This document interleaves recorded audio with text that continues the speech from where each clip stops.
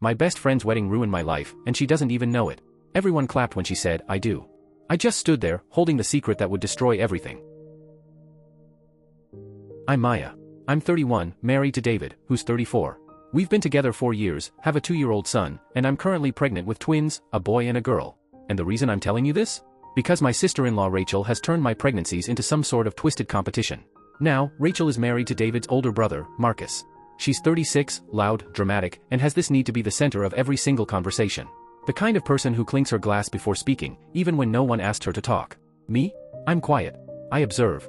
When David first introduced me to his family, I whispered to him afterward, she and I will never be best friends. And I was right. We've always stayed polite, but it's that fake politeness you could slice through with a knife. The first pregnancy. When I was pregnant with our first son 2 years ago, Rachel and Marcus had already been trying, and failing, to have kids. I felt bad for them, honestly. But instead of dealing with it privately, Rachel took it out on me. Whenever someone brought up my pregnancy, she'd cut in with, pregnancy isn't that special, you know. Women do it every day. Then she'd vanish to the bathroom for 15 minutes like she needed a personal timeout from my existence. And then, out of nowhere, she volunteered to plan my baby shower. I was shocked. I mean, this woman barely smiled at me, and suddenly she wanted to throw me a party? I gently declined, saying my mom and sister already had it handled. But Rachel just wouldn't quit. She kept pushing and hinting, until finally, I had to be blunt. That's when things got weird. Once we announced we were having a boy, she became obsessed with knowing his name. Every call, every visit, every text, so, what's the name? Come on, just tell me. And when I said we'd keep it private until he was born, she acted like I'd committed some sort of crime. We eventually named our son something Irish and rare around here, and when we announced it, Rachel practically lost her mind. Suddenly, she couldn't stop talking about how beautiful and unique it was. She brought it up constantly, to anyone who'd listen. It was flattering, but also unsettling. Round 2, the twin war. Fast forward 2 years. I'm pregnant again, this time with twins. And guess who else is finally expecting? Rachel. She's about 8 weeks ahead of me. The moment she found out we were having a boy and a girl, she kicked things up a notch. She wanted both names. Kept asking. Kept poking. And then came the body comments. Oh, Maya, with twins you'll probably gain double the weight, or, your body's never gonna bounce back. Classic Rachel. I ignored her. The thing with people like her is, they crave reaction. Silence drives them insane. But after a while, her obsession with our baby names started feeling strategic. Like maybe she wanted to steal them before I could use them. I told David that, half joking. He laughed, until he realized I might be right. And that's when the light bulb went off in my head. The trap. The perfect opportunity came when we hosted David's dad's 60th birthday party at our house. We'd been working on the nursery, and I decided to stage a little experiment. I designed some fake wall decals online with 2 lovely names, Emma Claire and Noah James. I got all the way to the payment page, then printed out the order confirmation like it was the real deal. It looked official. The night before the party, I folded the paper and tucked it into a dresser drawer in the nursery. Left one corner sticking out, just enough to tempt a snooper. David thought I was crazy. We even made a $20 bet, he swore Rachel wouldn't snoop. Party day came. People mingled, laughed, drank. Rachel floated around in her usual dramatic way, pretending she owned the place. I didn't notice her go upstairs, but later, something felt different. The next morning, I checked the nursery. Everything looked untouched. The paper was exactly where I'd left it. I sighed, told David I'd lost the bet. Or so I thought. The reveal. A few weeks later, Rachel gave birth. David and I visited the hospital, flowers in hand. She looked tired but triumphant, and that smug little grin she gets when she's about to make a point was plastered across her face. When I asked, so what's his name, she practically beamed. Noah James, she said slowly, eyes locked right on me. I swear she was waiting for me to explode, to accuse her, to make a scene. Instead, I did the opposite. I gushed. Oh my God, Rachel. That name is stunning. It's perfect. Noah James, it sounds like something out of a storybook. I went on and on until her smile started to twitch. You could actually see the moment she realized I wasn't upset. Her expression went from smug, to confused, to downright irritated. David had to turn away to keep from laughing. As soon as we got in the elevator, he slipped me a $20 and whispered, "You're terrifying." We didn't see much of Rachel after that. She was adjusting to motherhood, and David's mom mentioned she'd been struggling emotionally, maybe baby blues, maybe guilt, who knows. When I told my sister about what I'd done, she cracked up, then said, okay, but that was kind of savage. And maybe it was. Maybe setting a trap wasn't the most mature move. But after months of her jabs, her competition, her constant need to one-up me, I can't say I regret it. Still, part of me wonders, did I go too far? Or was it about time someone showed Rachel that snooping and spite don't always pay off? The whole situation with Rachel has spiraled into something I never expected. And to really explain how we got here, I need to go back, way back, to where the tension between us actually began. The engagement. When David and I got engaged, we'd only been dating for 8 months. It was fast, I'll admit that. But when you know, you know. Everyone in the family was thrilled, except Rachel. She made these little digs to anyone who'd listen. Wow, Maya really rushed him into this, didn't she? Or, I just hope David's sure about this whole marriage thing. Subtle, right? At one family dinner, David's grandmother, sweetest woman alive, said how excited she was to have another granddaughter. And Rachel, without missing a beat, smiled tightly and said, "Let's just hope David's sure about his choice." That was her thing, those little comments that sound harmless if you only half listen, but sharp enough to leave a mark if you catch the tone. The wedding and the jealousy. When our wedding came around, it somehow made things even worse. We had this beautiful church ceremony, about 150 guests, a reception at a country club, and then a 10-day honeymoon in Ireland. Meanwhile, Rachel and Marcus had done a courthouse wedding. Just immediate family, dinner at a chain restaurant afterward. And the part everyone knew, but no one said aloud, was that Rachel had given Marcus an ultimatum. Marry me or we're done. You could feel the comparison hanging in the air. David's family welcomed me instantly, his mom, especially. We bonded over cooking, gardening, even books. And his grandmother, Nana, took me in right away. She started inviting me to her weekly shopping trips, her Sunday dinners, it was effortless. Rachel, on the other hand, had been around for years before her wedding, and Nana never really warmed up to her. When David and I bought our house in the suburbs, the divide only deepened. Rachel and Marcus were still renting a cramped apartment in the city. David and I had stable corporate jobs, they were juggling retail shifts. You could practically see the resentment growing behind Rachel's forced smiles. Then came Marcus' birthday party about a year ago. Rachel had too much to drink, and in front of everyone, she snapped at him about money. Then she said it, out loud, clear as day, I should have married David instead. At least he's got his life together. The whole room froze. My stomach dropped, but honestly, I wasn't even surprised. I'd always suspected she had a weird thing for David. So I smiled, leaned forward, and said, "Which brother do you mean exactly? Because either way, that's wildly inappropriate." The look on her face, pure fury. She started yelling, accusing me of twisting her words. The next day, she pretended she didn't remember saying any of it. Classic Rachel. The baby shower plans and the truth comes out. Now, fast forward to yesterday. David's mom came over to talk about plans for my baby shower next month. I'm due in January, but twins tend to come early, so we're shooting for December.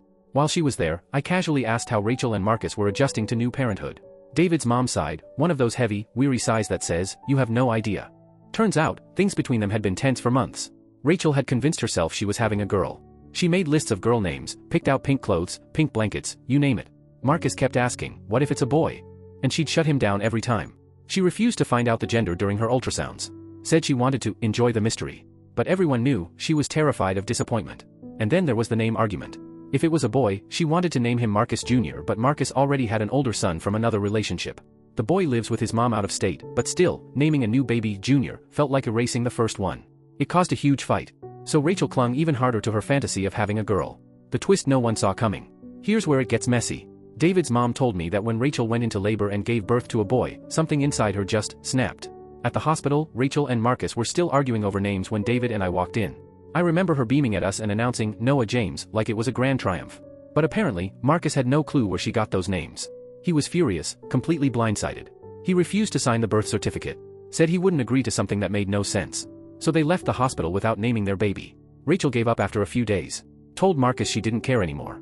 So he named the baby himself, Jordan Ollie. Jordan, for his favorite basketball player. Ollie, after the boxer. He kept the Ollie from Rachel's stolen combo but changed everything else. So yeah, the baby was never actually named Noah James. The fallout. According to David's mom, Rachel's been distant ever since. She takes care of the baby, feeds him, changes him, but she's disconnected. Detached. Last week, she broke down crying to David's mom, saying she'll probably never have a daughter. She's almost 37, with a history of fertility struggles, and she's convinced her chance is gone. And you know what? For the first time, I felt bad for her. I mean, yes, Rachel made my pregnancy miserable. She tried to humiliate me, mocked my body, even snooped to steal my fake baby names. But I can't imagine what it's like to build up this dream for months, this picture of a baby girl you've already named, already imagined, and then have that dream shatter in a hospital room. The irony? Her heartbreak might actually bring her closer to David's mom now. They share that same ache, only sons when their hearts once longed for daughters. Rachel still doesn't know about my little, fake name, Trap. And I'm not planning to tell her. What good would that do? She's already hurting, and I'm not the kind of person who kicks someone when they're down. Am I sorry I did it? No. But am I cruel enough to rub it in? Also no. At the end of the day, I think I got my point across without saying a word that I gave birth in early January, to healthy, beautiful twins. Emma Rose and Samuel David. Yeah, I know. Emma. One of the fake names from my little, Trap. But that name had actually been on our shortlist long before all the drama with Rachel ever started. It was a total coincidence that would later blow up in ways I couldn't have imagined. For those first few weeks, life was chaos, but good chaos. We had 3 kids under 3 years old, and David took 2 weeks off work to help. His mom came by every day to help with meals, laundry, and wrangling our 2-year-old. I was exhausted but grateful. Everything felt almost peaceful. Almost. The spark. It started with one innocent comment.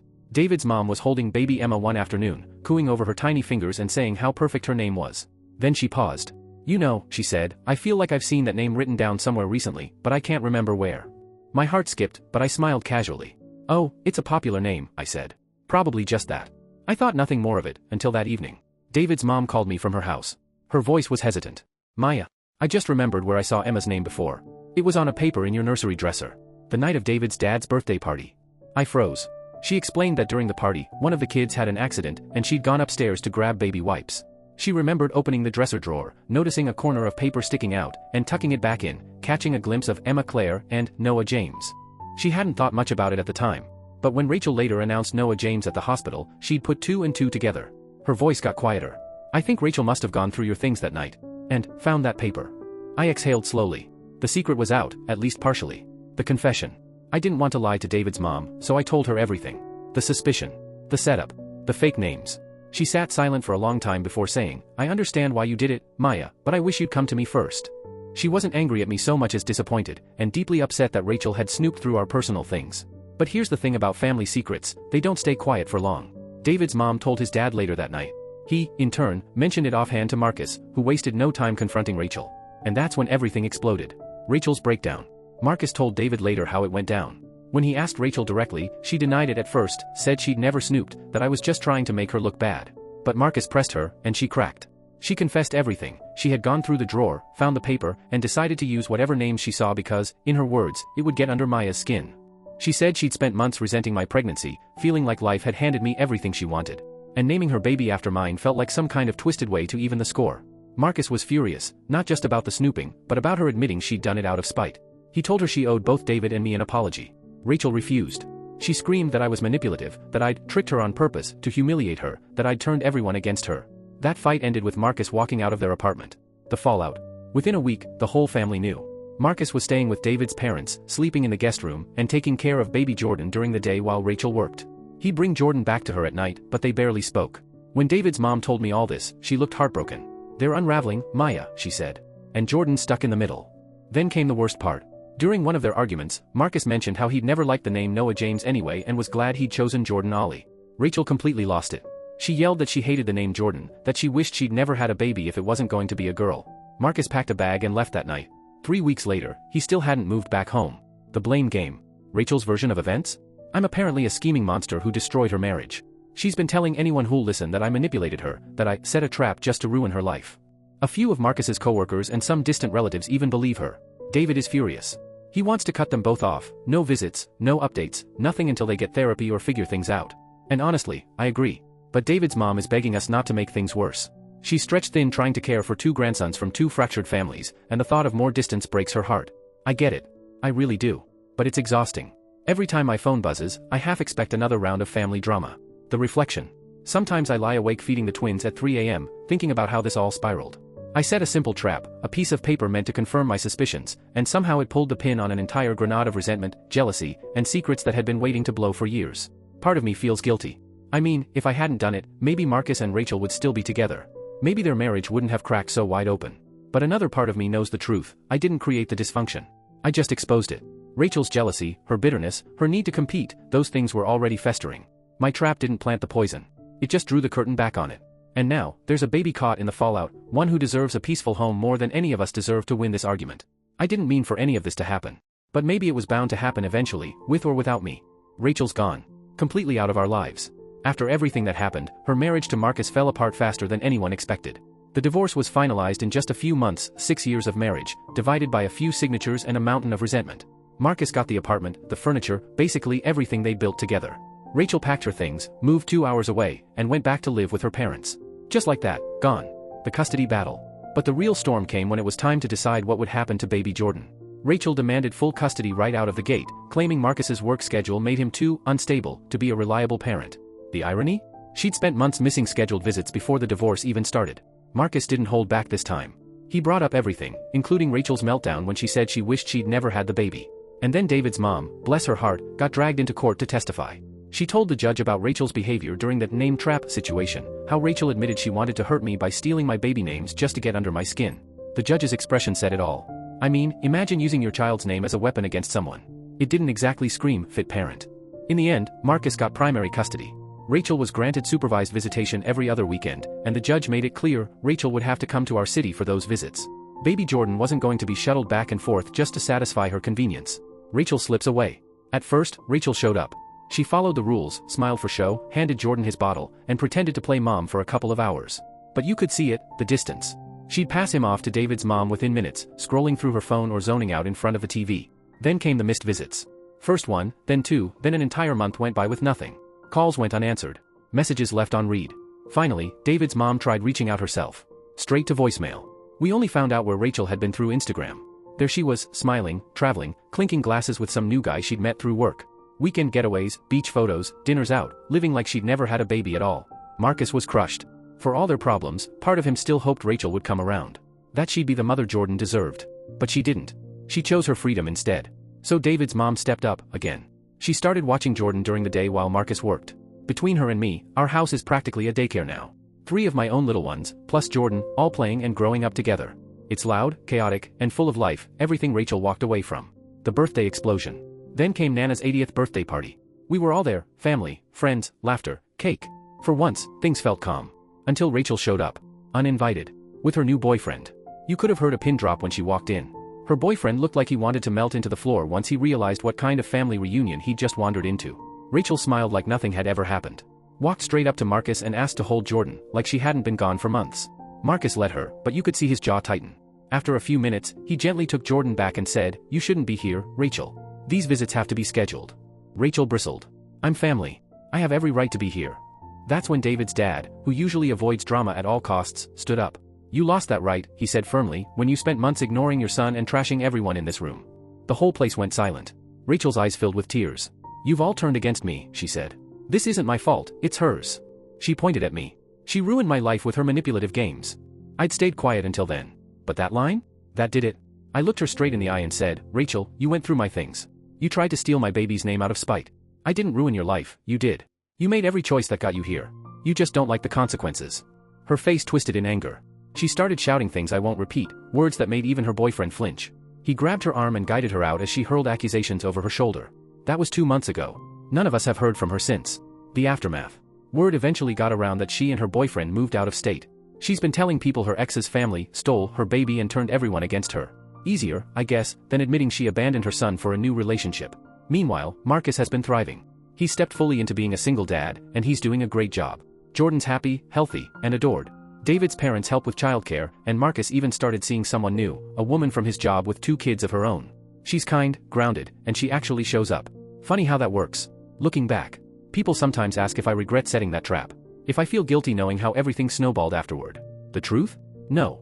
Because all that trap did was hold up a mirror. Rachel looked into it, and what she saw scared her. Instead of facing it, she ran. She could have taken accountability. She could have apologized. She could have rebuilt. But she didn't. She burned every bridge, then blamed the fire on me. The way I see it, I didn't destroy Rachel's marriage or make her abandon her child. I just revealed who she already was. And honestly, everyone's better off for it. Marcus got free of a woman who only ever compared him to his brother. Jordan surrounded by people who actually love him.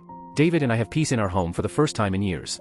And David's mom, she can finally just be grandma, not referee to constant chaos. Sometimes, when I rock Emma and Sam to sleep, I think about how different things could have been. How one small test, a fake order confirmation in a nursery drawer, ended up exposing years of lies and bitterness. I didn't plan for any of this. But maybe it was inevitable. Because sometimes, the truth doesn't destroy people. It just shows who they were all along. I never thought the story of my marriage would end like this. I'm Matt, 32, newly divorced, and trying to figure out how to breathe again after watching the 2 people I loved most destroy everything I thought was real. How it all began. Sophie and I were college sweethearts, the kind of couple people teased for being too perfect. She studied marine biology, I studied marketing, and we spent most of our 20s dreaming about a life together. I can still picture the night it all started, a bonfire on the beach, the ocean glowing under a full moon. Sophie turned to me and said softly, "I think I'm falling for you." That was it. From that moment, she was the center of my world. After graduation, we moved into a tiny 1-bedroom apartment that could barely hold our furniture, but it felt like home because she was there. A year later, I proposed with the help of our friends and family, a citywide scavenger hunt that ended in front of the shark tank at the aquarium where she worked. I'll never forget her laughing through tears as she said, "Yes. Mark, my best friend since high school, was my best man. The guy I trusted with everything." At the time, I thought I was the luckiest man alive. Building a life together. The early years were good. We both climbed the ladder at work, me at a marketing firm, Sophie at the aquarium. We bought a modest house with a little backyard where we'd daydream about kids and family barbecues. Mark was part of that dream too. He was practically family, always around for game nights, dinners, weekend trips. Sophie liked him, I was happy about that. I remember telling people how lucky I was that my wife and best friend got along so well. If only I'd known. The struggle. About a year ago, Sophie and I decided it was time. We wanted to start a family. We pictured a little girl with Sophie's curls, a boy with my eyes. We tried for months, nothing. Then came the doctor visits, the awkward tests, and finally, the blow. Dr. Johnson said I had a low sperm count. Not impossible, but difficult. I felt broken. Less of a man. Sophie tried to reassure me, but I could see it, that flicker of disappointment she couldn't quite hide. We said we'd keep trying naturally, but things changed after that. The romance disappeared. Intimacy became a calendar appointment. Sophie grew distant, working late, glued to her phone. I told myself it was stress. I threw myself into work, pretending everything was fine.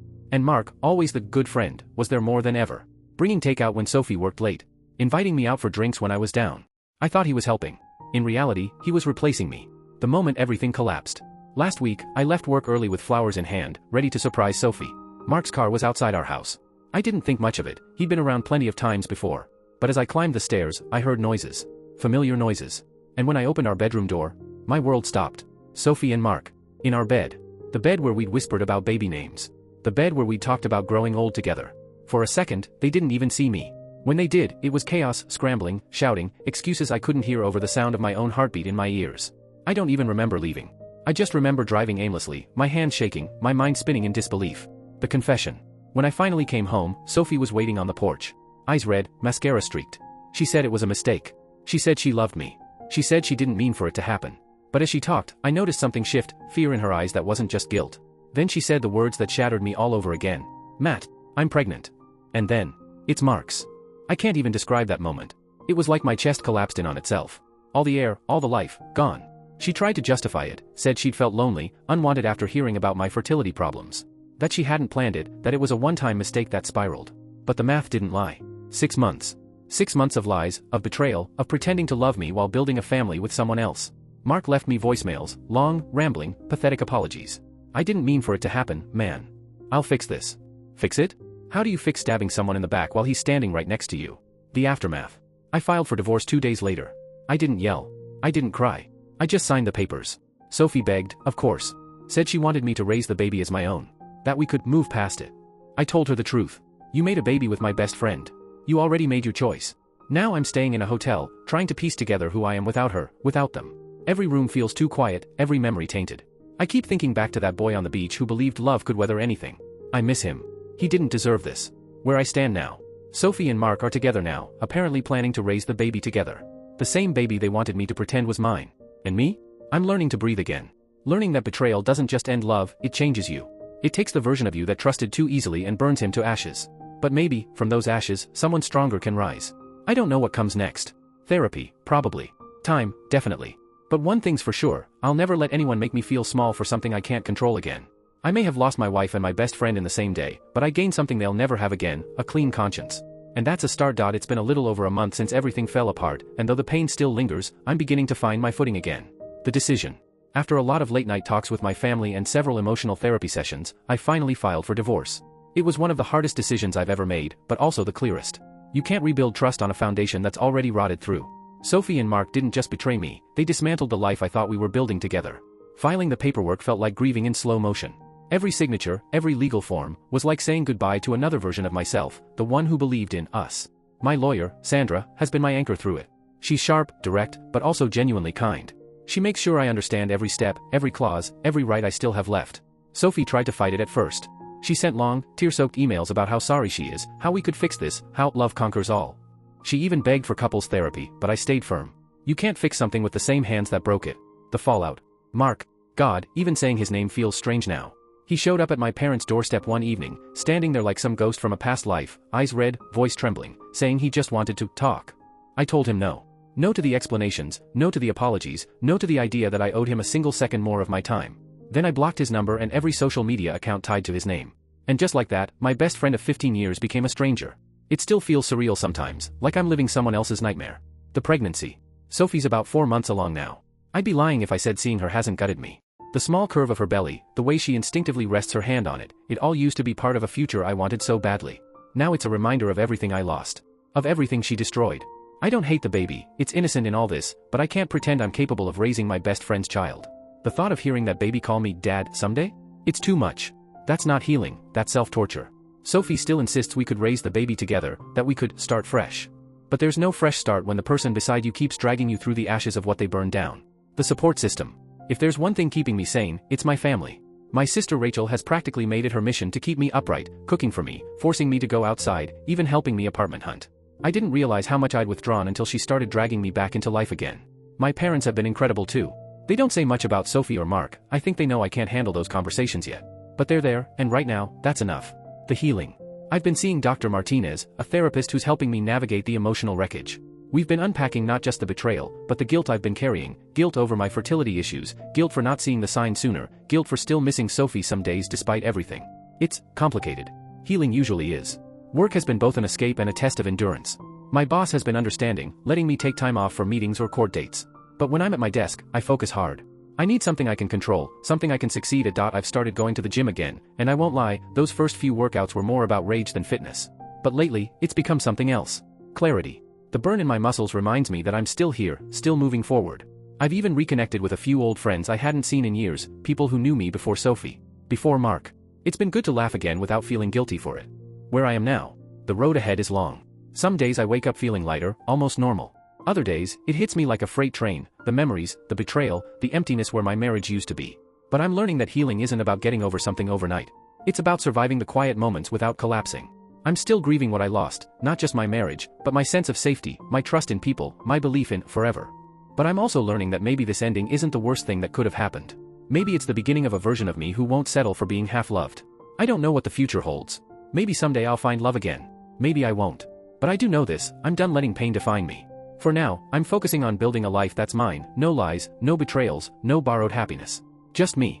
One honest day at a time. It's been 3 months since my last update, and somehow it feels like both a lifetime and a blink.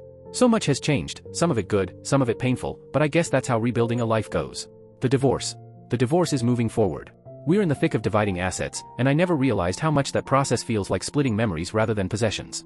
Every item, the furniture we picked out together, the kitchenware from our wedding registry, even the damn coffee table we argued over for a week, feels heavy with ghosts of what used to be. The hardest part has been letting go of the house. We bought it believing it would be the place where we'd raise our kids.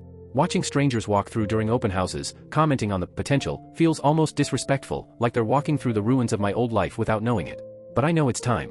I need to move forward, even if that means letting go of the walls that held so many dreams. Sophie and the pregnancy. Sophie is 6 months along now. There's no hiding it anymore, she's visibly pregnant, and every time I see her, it's like reopening a wound that's just starting to scab over. She still reaches out constantly, texts, emails, even a printed ultrasound she mailed me, just so I'd know. The sight of that grainy image stopped me cold. For a second, it was like the world tilted, and all I could think was, that could have been our child. The one we prayed for, planned for, tried so hard to bring into this world. But then the reality hit, that baby isn't mine. And no matter how much my heart wants to rewrite the story, it doesn't change what she did or who the father is. She keeps saying she wants me to reconsider. That I could still be part of their lives. But I can't. Every interaction feels like a step backward, like I'm getting dragged into a story that isn't mine anymore. Still, I'd be lying if I said I didn't care about her at all. It's complicated. You don't spend almost a decade loving someone and just flip that switch off. I care, I just can't trust. And without trust, there's nothing left to build on. Running into Mark. Last month, I ran into Mark. It was at a local coffee shop, the same one we used to go to together after weekend basketball games. When I saw him standing there, holding his coffee like nothing had happened, my whole body went cold. He noticed me before I could turn away. Walked over. Tried to apologize again. His voice cracked, his eyes looked tired, but all I could think about was how those same eyes had looked at Sophie, in my house, in my bed. I couldn't do it. I just shook my head and walked out. The days after that encounter were brutal. I kept replaying the past in my head, all the memories that used to make me smile now felt poisoned. Birthdays. Movie nights. Him standing beside me at my wedding, handing me the ring I'd put on Sophie's finger. Every memory has a shadow now. It's hard mourning two people at once, the wife I lost and the friend I thought I had. A place of my own. But there's light in the cracks. I moved into my own apartment, a small one-bedroom, nothing fancy, but it's mine. My sister Rachel helped me decorate. We filled the space with light furniture, warm colors, and small reminders that this is a fresh start, not a downgrade. It's strange waking up alone after years of sharing a bed, but it's also peaceful. No tension, no forced smiles. Just quiet. And for the first time in a long while, that quiet doesn't feel lonely. It feels like healing. A glimmer of something new. I've even started dipping my toe back into dating, cautiously. A colleague introduced me to a friend of hers, Emily. We've gone out a few times. She's kind, grounded, easy to talk to. She doesn't push for details about my past, and she doesn't treat me like I'm broken. I'm not ready for anything serious, but I'll admit, it's nice to feel seen again. To laugh without bitterness in the back of my throat. Rebuilding. Work has been another anchor. I recently got a promotion, something I've been chasing for years. The timing almost feels poetic. Just as my personal life was crumbling, my professional one took flight. It's been keeping me busy, focused, and, most importantly, proud of myself again. My family has been incredible. My parents have been my emotional safety net, and my siblings, especially Rachel, have gone above and beyond to remind me that I'm not alone. We've started a new tradition, weekly family dinners. There's something grounding about it, sitting at that table, surrounded by people who love me without conditions or expectations. Looking ahead. As Sophie's due date gets closer, I've been working with my therapist to set clear boundaries. I don't know if I'll ever want contact with the child. Part of me feels curious, what will they look like? Who will they become? But another part of me knows I can't heal if I keep reopening wounds that never had a chance to close. Dr. Martinez says that curiosity doesn't make me weak, it just makes me human. But I'm learning that I have the right to protect my peace, even if it looks selfish to others. The divorce should be finalized soon. When that day comes, I know it'll hurt, but it'll also be a release. The official end of one life, and the start of another. The present moment. There are still hard days. Some mornings, I wake up and forget for a few seconds that everything's changed, and then it all rushes back. But those moments are getting fewer. The anger isn't as sharp, the sadness not as suffocating. I'm learning to let the past be the past. To take care of myself, to build something new, to believe that healing doesn't mean forgetting, it just means learning to live with the scars. I don't know exactly where this path leads, but I know I'm walking it with more clarity than before. And for the first time in a long while, I'm beginning to feel like myself again, the end, and the beginning. 2 months ago, the divorce became official. I still remember that day vividly, sitting in Sandra's office, the divorce papers laid out in front of me like a eulogy for the life I'd built. My hand hovered over the signature line longer than I'd like to admit. For a split second, memories flooded back, the day I proposed at the aquarium, our first dance at the wedding, the quiet mornings when we'd drink coffee and plan our future. Then I signed. And with that single stroke of a pen, a mix of grief and relief washed over me. It was final, but it was also freeing. Meeting the baby. Sophie gave birth to a baby boy 3 months ago. Against my initial instincts, I decided to meet him once, not out of obligation, but to close the loop in my own heart. When I held him, it was surreal. He had Sophie's nose, Mark's eyes, and yet, for a moment, something in me softened. There was this brief, inexplicable connection, a reminder of what could have been. I didn't feel anger. Just acceptance. I handed him back to Sophie, told her I wished them both well, and walked away feeling lighter. That moment gave me the closure I didn't know I still needed. Facing Mark one last time. A few weeks later, Mark reached out again. He said he wanted to talk, one last time. I hesitated, but eventually agreed to meet him at a neutral coffee shop. It was awkward at first, 2 old friends sitting across from each other, separated by a wall of silence and years of betrayal. He apologized again, not with excuses this time, but with genuine regret. We talked about our friendship, what it meant, and how it fell apart. I told him I couldn't forgive him, at least not yet, but I didn't hate him anymore. And that felt liberating. Anger is heavy. Letting it go doesn't mean you condone what happened, it just means you're done carrying it. We shook hands before parting ways. I don't think we'll ever be friends again, but we left that cafe as 2 people who had finally stopped waging war. Finding myself again. Since then, I've been focusing on rebuilding my life, not as the husband I used to be, but as the man I'm becoming. Rock climbing has become my therapy. There's something about the challenge of it, the burning muscles, the quiet focus, the feeling of reaching the top after the struggle, that mirrors healing itself. I've also picked up photography, capturing small, quiet moments that remind me beauty still exists, even after chaos. Through these hobbies, I've met new people, friends who know me for who I am now, not who I used to be. And then there's Emily. Our relationship has grown slowly and naturally, built on trust and patience. She doesn't try to fix me, she just listens, understands, and shows up.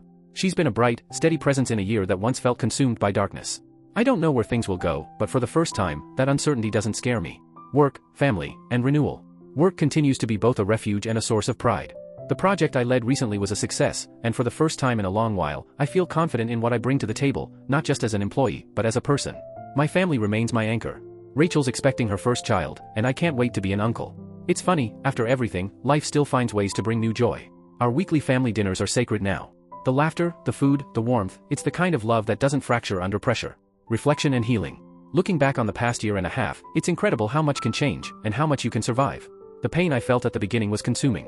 I thought I'd never breathe without that ache in my chest. But now, I can. I've learned that heartbreak doesn't define you, it refines you.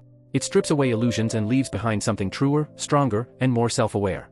I still have moments, flashes of sadness, or anger that catches me off guard, but they don't control me anymore. Healing isn't about forgetting. It's about remembering without bleeding. And that's where I am now. Closing the chapter. This will probably be my last update, at least for a while. I don't see the need to revisit the pain anymore. The story that once felt like the end of my world has simply become one part of it, a lesson, a scar, a reminder of who I am and what I've survived. If you're reading this and you're in the middle of your own heartbreak, hold on. The pain won't last forever. One day, you'll wake up, take a deep breath, and realize it doesn't hurt the same way anymore. That's the day you start to live again. Thank you to everyone who's listened, offered advice, or simply reminded me that I wasn't alone. The chapter with Sophie is closed. The pain is still part of me, but so is the growth. And for the first time in a long time, I'm genuinely excited to see what comes next.